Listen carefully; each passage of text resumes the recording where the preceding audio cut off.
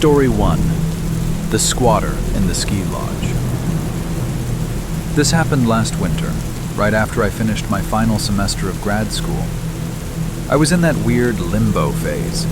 No classes, no job lined up yet, just waiting for my diploma to arrive in the mail.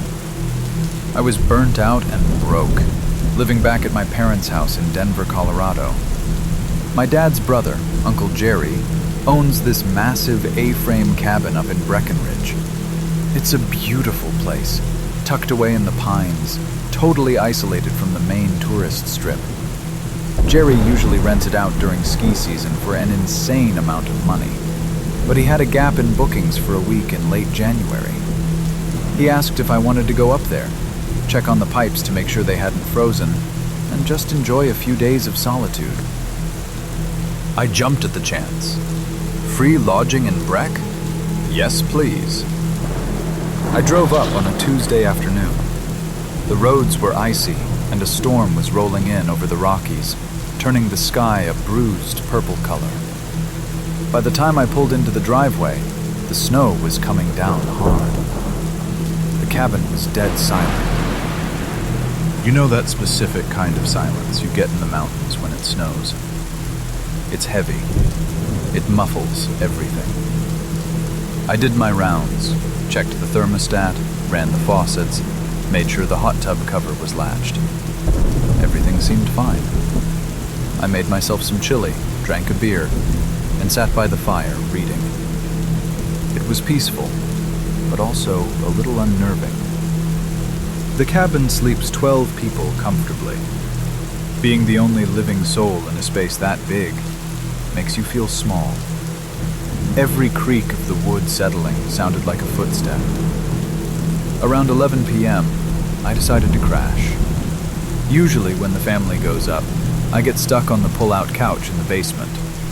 But since I was alone, I took the master suite on the top floor. It has vaulted ceilings, a private balcony, and a massive walk-in closet. I locked the bedroom door, just a habit from living in the city, and passed out almost immediately. I woke up at 2:37 a.m. I remember the time exactly because the glowing red numbers on the alarm clock were the only thing I could see. I didn't wake up naturally. A sound had pulled me out of sleep. Thump. It was muffled, dull, like a heavy coat falling off a hanger. And it came from inside the walk-in closet. I laid there, frozen. My brain tried to rationalize it. It's just snow sliding off the roof. It's the house settling. I stared at the closet door. It was a sliding Bond-style door, and I was 90% sure I had closed it completely before bed. Now there was a black gap about 2 inches wide. My heart started hammering against my ribs. I wanted to get up and check, but my body wouldn't cooperate. It wasn't sleep paralysis exactly, but it was that primal fear where your lizard brain tells you, if you don't move, it can't see you. Then, I saw it. Through the crack in the closet door, a hand appeared. It wasn't a ghostly hand. It was a dirty, calloused human hand. It gripped the edge of the door, and slowly, agonizingly slowly, slid it open. I squeezed my eyes shut. I know it sounds cowardly, but I was terrified. I feigned sleep. I slowed my breathing, praying that whoever it was would just leave. I heard the floorboards creak. Someone stepped out of the closet. I opened my eyes just a slit, barely enough to see through my eyelashes. Standing at the foot of the bed was a man. He was tall, wearing a filthy, oversized parka that looked like it had been pulled out of a dumpster. He had a thick, matted beard. He just stood there, watching me. He didn't look around the room. He didn't look for valuables. His eyes were locked on my sleeping form. He stood there for what felt like an hour, though it was probably only 30 seconds. Then he turned and walked toward the bedroom door. I heard him unlock it. Click. He opened the door and walked out into the hallway. I listened to his heavy boots thudding against the hardwood floor. But he didn't go downstairs to the front door. He went up. There's a small loft above the master bedroom, accessible by a narrow spiral staircase in the hall. It's mostly used for storage. There is no exit from the loft. He was still in the house. The second I heard his footsteps stop overhead, I snapped out of my trance. I grabbed my phone, dialed 911, and whispered my address to the dispatcher.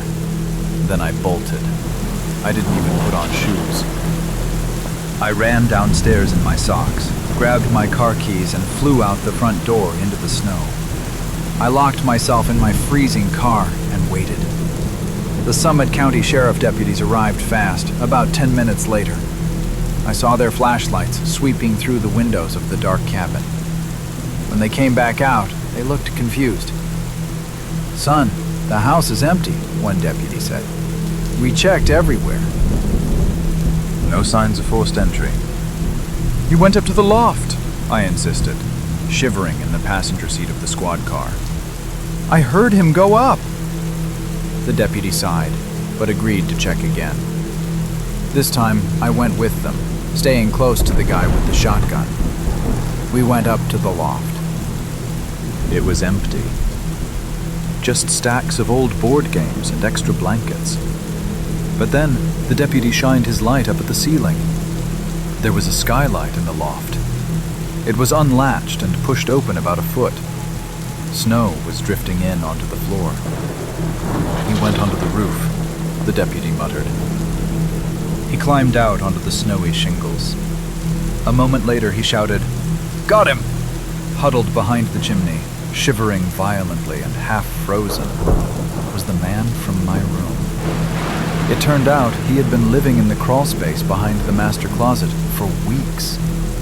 He had a little nest back there, candy wrappers, empty water bottles, and a peephole drilled through the drywall so he could watch the bedroom. The police said he was a drifter who knew which cabins were empty during the week. But the scariest part wasn't that he was squatting.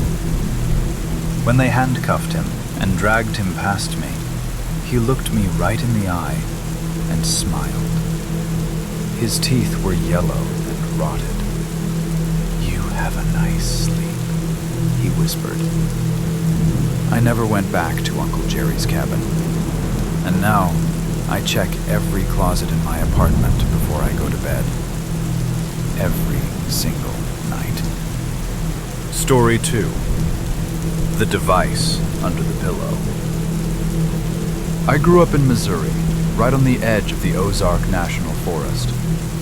If you're not from around here, the Ozarks are beautiful. Rolling hills, limestone bluffs, thick oak forests. But at night, they are pitch black and incredibly isolating. My buddy Lucas has a family cabin about 40 miles off the grid near Table Rock Lake. Cabin is a generous word. It's basically a 2-story wooden box with a tin roof, no Wi-Fi, and spotty cell service. His dad uses it for deer season, but it sits empty for most of the summer. Last July, Lucas and I decided to head up there for a weekend. We were both 24, burnt out from our entry-level corporate jobs, and just wanted to drink cheap beer, grill some steaks, and shoot empty cans off the porch. We drove up in Lucas's truck on a Friday. The drive-in was rough, 3 miles of dirt road that was more pothole than gravel. When we got there, the place smelled stale, like pine sol and old dust, but it was fine. We spent the day down by the lake, fishing and sweating in the humidity. By the time the sun went down, we were exhausted. We grilled some burgers on the deck, watched the fireflies blink in the tree line, and crashed around 11 p.m. The cabin layout is simple. A living room and kitchen downstairs, and 2 bedrooms upstairs. I took the room on the left, Lucas took the room on the right. I fell asleep instantly, aided by the heat and the beer. I don't know what time it was when the sound started. It wasn't a scream or a bang. It was a high-pitched, rhythmic, electronic squeal. I jolted awake, heart hammering. At first, I thought it was a smoke detector dying. I sat up, rubbing my eyes.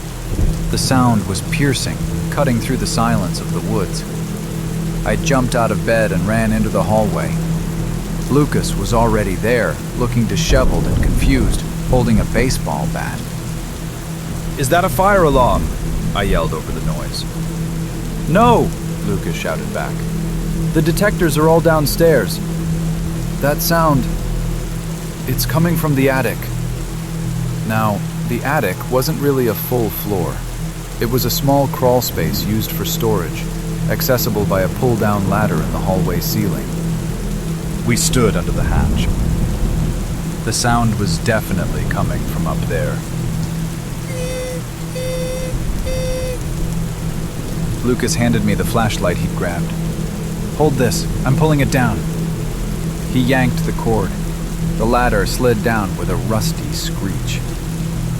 The electronic squeal got louder, clearer. We climbed up, Lucas first, me right behind him with the light. The attic was suffocatingly hot. It was piled high with old cardboard boxes, camping gear, and dusty tarps. We scanned the room with the beam. Nothing seemed out of place.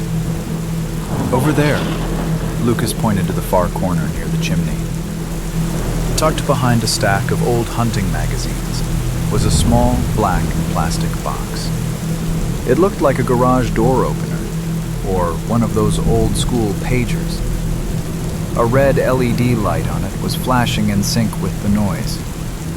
Lucas reached out and grabbed it. The second he touched it, he recoiled. "It's hot," he whispered. "Like, physically warm." He flipped it over. There was a single toggle switch on the side. He flicked it. The noise stopped instantly. Silence rushed back into the attic, heavy and oppressive.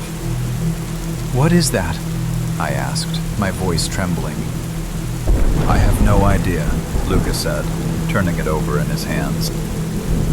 "My dad doesn't own any electronics like this."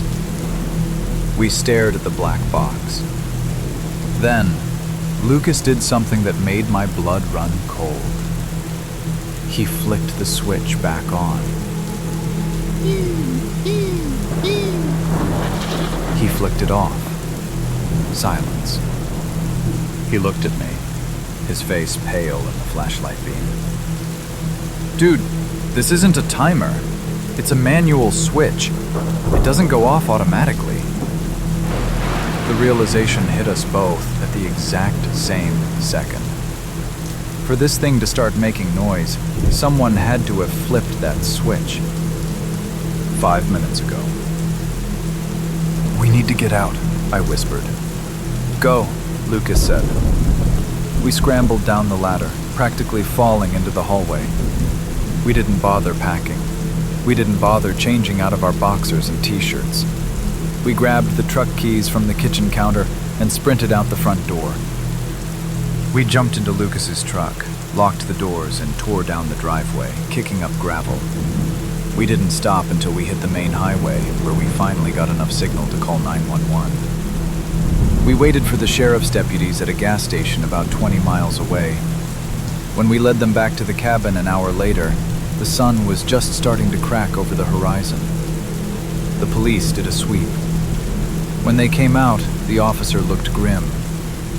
"You boys are lucky you left when you did," he said. He took us back upstairs. In the attic, the boxes we had seen earlier were shoved aside. Behind the chimney, right where we had found the device, was a small sleeping bag and a pile of food wrappers. Someone had been living up there. But that wasn't the worst part. The officer pointed to the small gable vent window at the end of the attic. The screen had been cut from the inside. "Whoever it was, the officer said. Was probably hiding behind those tarps when you two came up the ladder. You found his distraction device, so he waited for you to run. Then he slipped out the window. We stood there, staring at the empty space behind the chimney. We had been standing 3 feet away from him. We never found out who it was. Lucas's dad sold the cabin a month later. He said he went up there to clean it out and found that all the knives in the kitchen block were missing. I still wonder why he set off the alarm. Was he trying to scare us away? Or was he trying to lure us up into the tight, cramped attic where we couldn't run? Story 3. The bonfire across the lake. This happened about 3 years ago, right after I graduated nursing school. I was living that classic, broke post-grad life, staying in my childhood bedroom, picking up shifts where I could, and trying to save every penny. So, when my college roommate Chloe invited me and 2 other girls, Jenna and Danny, to her parents' lake house in the Adirondacks for a long weekend, I didn't hesitate. Chloe comes from serious money. I knew the house would be nice, but I wasn't prepared for the reality. It wasn't a cabin. It was a sprawling glass and stone estate, sitting right on the edge of a private section of the lake. It was miles from the nearest town, surrounded by dense pine forests. We spent the first 2 days living the dream, drinking mimosas on the dock, swimming, and pretending we didn't have student loans. On the second night, Saturday, we decided to have a bonfire down by the water. It was around 10 p.m., pitch black outside, except for the fire and the stars reflecting off the glassy water. We were listening to music and roasting marshmallows when we saw a boat approaching. It was a sleek, expensive-looking wakeboard boat, drifting slowly toward our dock with its navigation lights on. 3 guys were on board. They cut the engine and drifted close enough to talk. They seemed normal, handsome, mid-20s, wearing Patagonia fleeces and holding beers. They introduced themselves as neighbors, renting a place across the bay. Chloe, being the hostess, invited them to dock and have a drink. Looking back, I hate how easily we let our guard down. They were charming. They told funny stories about their finance jobs in the city and seemed to know a lot about the lake. Jenna and Danny were immediately smitten. Around midnight, the guys suggested we go back to their rental. They claimed they had a hot tub and a fully stocked bar. Jenna and Danny were all in. Chloe was hesitant, but didn't want to be the buzzkill. I, however, was done. I had a pounding headache from the wine, and honestly, I just wanted to sleep in a soft bed, not sit in a hot tub with strangers. "You guys go," I told them. "I'm gonna crash. Lock the door when you leave." They teased me for being a grandma, but eventually they hopped onto the boat with the guys. I watched the little red and green lights of the boat fade across the black water until they disappeared around the bend. I went up to the house, locked the heavy front door, and fell asleep instantly in the guest suite. I woke up to my phone vibrating violently on the nightstand. I groggily picked it up. It was Chloe. The time was 3:17 a.m. "Maya, wake up! Wake up right now!" Her voice wasn't just scared. It was guttural, breathless terror. "What? What's wrong?" I sat up, adrenaline instantly clearing the fog. "Get the keys to my dad's Rover," she whispered. "Drive to the North Service Road. Do not turn on your headlights until you hit the pavement. They took Jenna and Danny." "Who? The guys?" "They aren't renters, Maya. They... Oh, God. I'm hiding in the woods. I saw them hit Danny. You need to come get me, and we need to call the cops. Now." I hung up. My hands were shaking so bad I dropped the keys twice trying to get out the door. I jumped into Chloe's massive Range Rover and tore down the long gravel driveway. I dialed 911 on speakerphone as I drove, screaming our location to the dispatcher. I found Chloe about 2 miles down the road, crouching behind a utility box near the entrance to the old logging trails. She jumped in the car, hysterical. "They threw them in a truck," she sobbed. "A white pickup." They headed toward the highway. We sped toward the main road. The police dispatcher told us to pull over and wait, but Chloe spotted taillights in the distance. "That's them!" she screamed. We followed them from a distance. It was the longest 10 minutes of my life. I was terrified they would see us, or worse, that they would pull over and finish whatever they planned to do. Finally, blue lights flooded the road ahead. A state trooper had set up a roadblock at the highway on-ramp. We watched from 100 yards back as the white truck screeched to a halt. The police swarmed the vehicle with guns drawn. They pulled 3 men out, the same charming finance guys from the boat, and slammed them onto the asphalt. When they opened the back of the truck, Jenna and Danny were huddled under a tarp, zip-tied and beaten, but alive. Later, at the station, we got the full story from Chloe and the detectives. When they had arrived at the rental cabin across the bay, things got weird fast. The guys couldn't get the front door open. They claimed they lost the key and tried to break a window. That's when Chloe realized something was wrong. Who breaks into their own rental? She told the guys she felt sick and walked into the woods to puke. Instead, she hid. From the darkness, she watched the guys' demeanor shift. They stopped being charming. They grabbed Jenna and Danny, who were confused and drunk, and dragged them toward a beat-up white truck parked behind the cabin. The fancy boat didn't even belong to them. They had stolen it from a marina earlier that night to cruise around and look for targets. They weren't neighbors. They were drifters with a history of violent assault who had been squatting in empty winter lodges. If I hadn't stayed behind to answer that phone call, or if Chloe hadn't been smart enough to hide, I don't want to think about where Jenna and Danny would be right now. We haven't been back to the lake house, and I don't think any of us look at charming strangers the same way anymore.